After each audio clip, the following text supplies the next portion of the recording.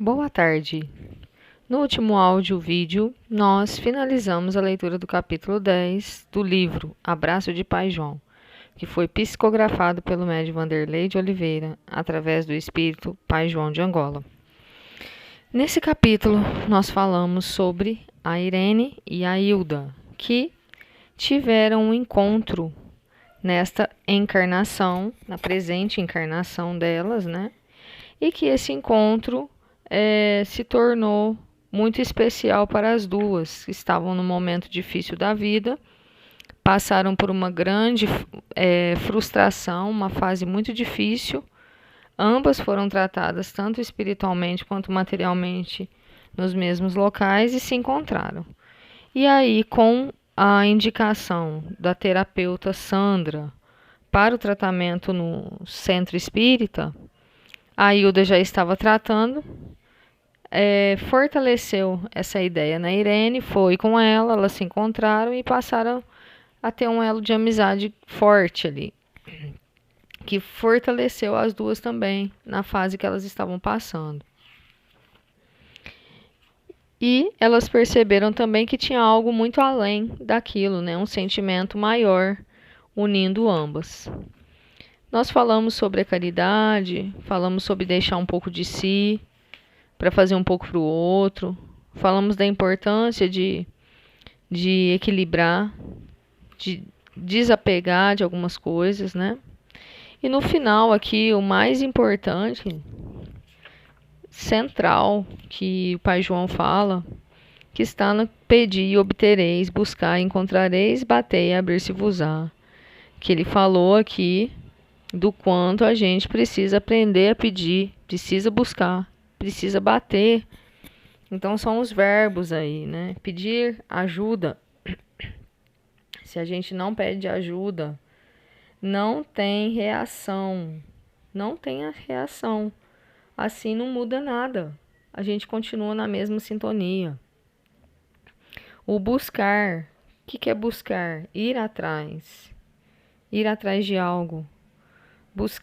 Para buscar isso, algo que traga luz para dentro de si, para iluminar dentro de você, você não muda as leis do merecimento e do karma, né? Fica no mesmo ciclo vibratório. Às vezes a gente quer tanto mudança e não faz nada, só fica na mesma coisa. A gente precisa ir além, precisa fazer. Até o livro do Sinal Verde, que foi psicografado pelo Chico, através do espírito do André Luiz, no capítulo 33, Hábitos Infelizes, ele fala: pedir auxílio sem dar cooperação. Quer dizer, você só pede, pede, pede, nunca está disposto a oferecer nada. Então a gente precisa um pouco, gente, sair da gente, sabe? Seja o que for, mas se dispor um pouco para o outro também, né? Sair do nosso ciclo. A gente já se dispondo já é difícil. Imagina se você só fica na mesma, né? Nos mesmos pensamentos, na mesma vida, na mesma situação. Bater na procura de um contato com o seu eixo essencial. Sem bater, não há elo com as suas necessidades reais mais profundas. Eu entendo isso como você se autoconhecer, né? Entrar em contato com o seu eu ali, praticar meditação, a vivência interior, para você encontrar o que de fato você precisa e o que de fato você busca. E aqui um ponto importante, só para finalizar o comentário, é que existem muitas pessoas que dizem não querer ou não gostar de pedir. E é complicado, né? Porque a gente depende na vida de um monte de coisas. A gente não está aqui sozinho. Para nossa existência estar acontecendo, milhares de coisas chegaram às nossas mãos. Ou seja, a gente teve a ajuda de pessoas. Então, se esse sentimento dominar, a gente precisa se desvencilhar dele e aprender a ter humildade. Por quê? Se a gente não faz isso enquanto a gente está em condições, depois a gente vai ser meio que forçado a fazer de uma forma mais impactante. Porque você precisa aprender a redimir, a entender que tem algo maior que você. Um dos motivos da prece não é que Deus quer que a gente fique se humilhando, é que a gente reconheça que a gente é um grãozinho de areia, que a gente precisa de ajuda. Então, quando a gente fica se negando a pedir ajuda para as pessoas, a gente se compraz numa falsa superioridade, no ego, né, no orgulho, que é muito prejudicial. E que uma hora vai ter que ceder. Uma hora vai ter que ceder. Porque como que a gente vive sem a ajuda das pessoas? Sempre a gente precisa de alguém. E aí vem aquela rasteira, né? Aí é um acidente, é uma doença, uma situação que você fica totalmente dependente de uma pessoa. Então, se você tem dificuldade, já comece a exercitar pequenos pedidos e ouvir não, e aceitar ouvir não. Porque se você não aprender isso enquanto está tudo favorável, vai vir de uma forma mais forte. É a lei do universo. Então, aqui um anexo, né? Nem está como capítulo aqui no final do livro, encerramento. Como vencer o ciclo emocional vicioso da carência afetiva. O ciclo de dependência emocional de uma pessoa carente em relação a quem ela dirige seu afeto é o seguinte: o carente se sente vazio emocionalmente, não se identifica com seu merecimento e valor pessoal, porém, não perdeu seu instinto natural de ser amado.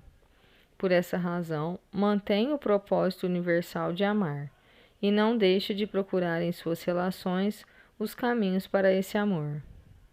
Não conseguindo se suprir do legítimo amor, concentra sua necessidade em outra pessoa, delegando a ela a responsabilidade de fazê-lo se sentir amado. Como isso não acontece com o tempo, passa a adotar uma atitude compulsiva nesse objetivo. Então, essa pessoa se sente vazio, não percebe o quanto ela merece, o quanto ela é importante, mas, mesmo assim, ela não perde aquele instinto de ser amado por alguém. E aí ela mantém esse propósito, né? Ou seja, aquele instinto que a gente tem de buscar um amor, de buscar uma reciprocidade, permanece. E aí, por isso, a gente continua procurando, mesmo se sentindo carente. Só que isso não faz você se sentir suprido do amor verdadeiro, porque a gente está transferindo para o outro algo que a gente não sente com a gente mesmo. E aí, como isso não acontece, ou seja, o que não acontece? A gente não se sente nutrido, a gente começa a buscar de forma compulsória o amor das outras pessoas, que é o que falou lá atrás no capítulo, os mendigos do amor. Então, aquela necessidade de aprovação, de ser reconhecido, de ser valorizado, de ser lembrado, de estar em evidência, de dirigir alguma coisa, de estar na liderança. Tudo isso para alimentar esse vazio e essa falta que, na verdade, é uma falta pessoal. É da pessoa com ela mesma. Ela deposita essa expectativa de felicidade na relação. E o mais grave, adota isso como critério de valor pessoal do tipo: se eu tenho alguém, eu tenho valor. Se não tenho, sou sem valor. Confunde a carência afetiva com autovalorização. E isso, gente, é uma coisa assim que a gente vai muita reflexão, porque a gente faz isso sem perceber. Ainda mais se a gente estiver preso nesse ciclo aqui, ó. A gente estiver no relacionamento, a gente tem que ficar refletindo muito, muito, muito, porque desgasta o relacionamento. A gente está sempre cobrando, sempre querendo, sempre insatisfeito, sabe? Fica naquele ciclo chato. E aí a gente precisa perceber que não é o outro, sabe? Tem que dar um choque. Peraí, o que eu estou fazendo? Realmente, essa pessoa não gosta de mim? Realmente ele fez ou ela fez aquilo porque não está interessado? Porque eu não sou importante para ela? Ou será que ela só está no dia ruim? Ou será que ela só está cansada? Ou será que ela só não quer vir? Sabe? Então a gente precisa de muita, muita reflexão para a gente sair desse ciclo aqui. Senão a gente fica preso e fica vivenciando repetidas vezes, repetidamente, a mesma coisa. Como esses itens são bem interessantes, eu acho que é legal comentar cada um. A gente vai comentando por partes para a gente poder finalizar o livro. falta pouquinho. Mas é legal a gente comentar e ter um bom entendimento, né? Que é melhor do que a gente só passar direto, né?